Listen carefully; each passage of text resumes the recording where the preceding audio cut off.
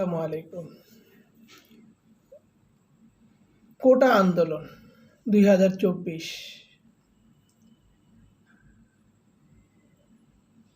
ছোট্ট একটি ম্যাচের কাটি, কিছুই করতে পারে না। কিন্তু যদি ছোট্ট একটি ম্যাচের কাঠির মধ্যে আপনি 1 ড্রাম পেট্রোল দেন এবং কাঠিটাকে অগ্নিসংযোগ করেন, তখন এটা বৃহৎ আকার ধারণ করে। কোটা আন্দোলনটিতে মূলত যে উদ্দেশ্যই হোক না কেন, কোটা আন্দোলনটিতে একটি মানুষের লাশ কিংবা এত বড় আন্দোলন হওয়ার কোনো যুক্তিগত বিষয় ছিল না। আমার গভীর অবজারভেশন থেকে আমি যেটা পেলাম, কোটা আন্দোলনটিকে সরকারের নিজের এবং কিছু অযোগ্য আমলাদের ভ্রান্ত প্রক্রিয়ায় অনেক বড় করা হয়েছে এবং এখানে আবু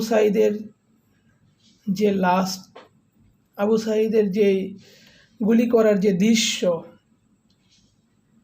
এটা দেখার পর সাথেই সরকারের উচিত ছিল তদন্ত কমিটি গঠন করে জাতির কাছে ক্ষমা চেয়ে আদালতে সমাধান হবে সেই ধারণা দিয়ে ছাত্রদেরকে শান্ত করা। কিন্তু অতি উৎসাহী হয়ে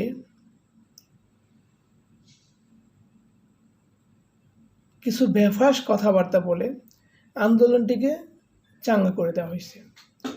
ফলশ্রুতিতে আরও সহিংস্র রূপ নিয়েছে। তার মধ্যে কি করা হয়েছে? দেশের নেট সংযোগ বিচ্ছিন্ন করে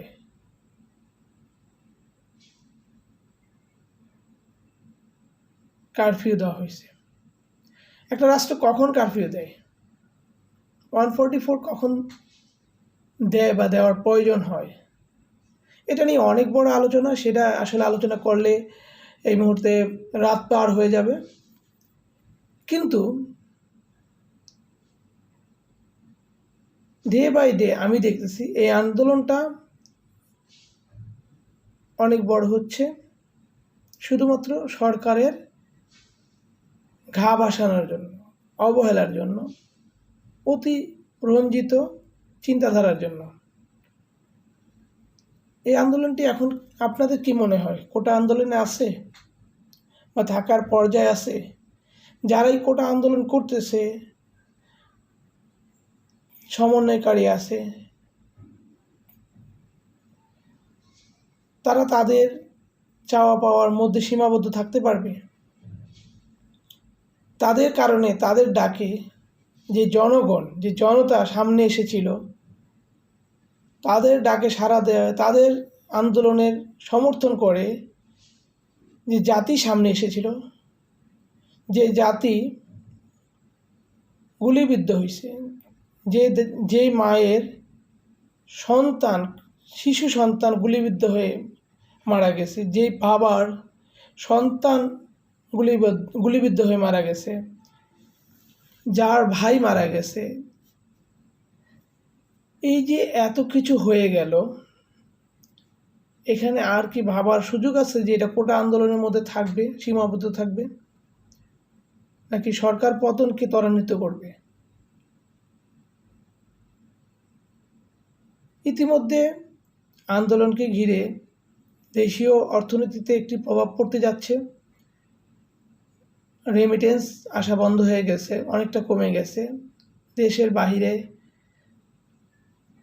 যারা আছে, যাদের মা, ভাই, বোন, স্ত্রী, সন্তানদের সাথে দীর্ঘ 6 দিন, 7 দিন, 8 দিন, 10 দিন যোগাযোগ করতে পারেনি,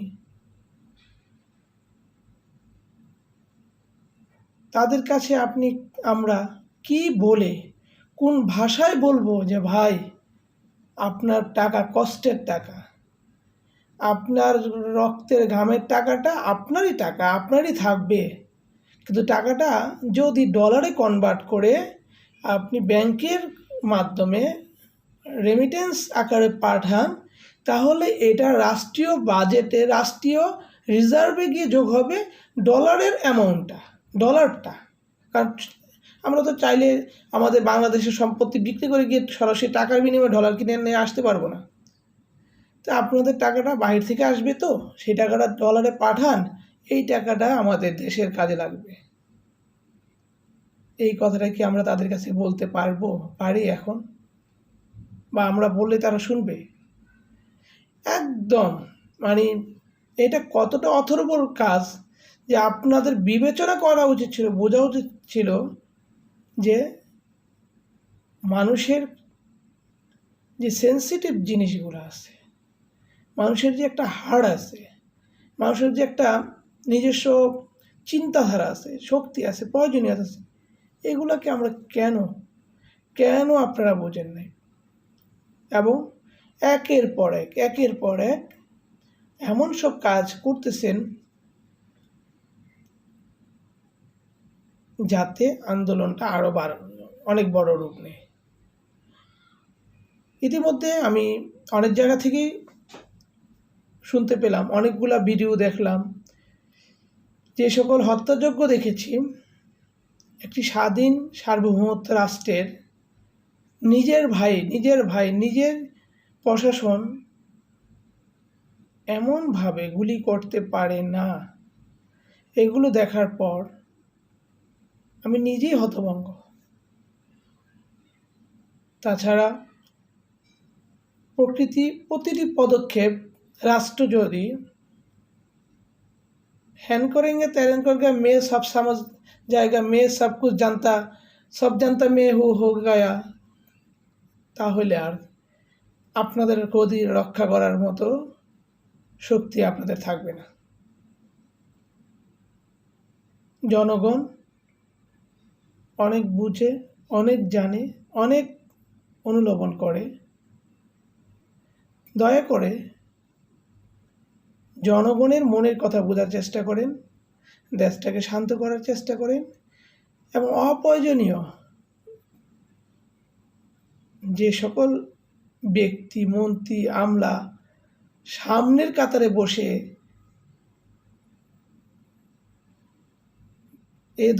বিভিন্ন ধরনের কুপরামর্শ দিয়ে রাষ্ট্রকে ধ্বংস করতেছে, তাদেরকে অব্যাহতি দেন।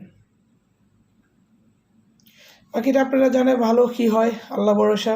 সামনের দিন বেঁচে থাকলে দেখব, বেঁচে থাকলে সবসময় মানুষের পাশেই থাকবো, গণতন্ত্রের কথাই বলবো। আসসালামু আলাইকুম রহমতুল্লাহি ওয়া বারাকাতুহু।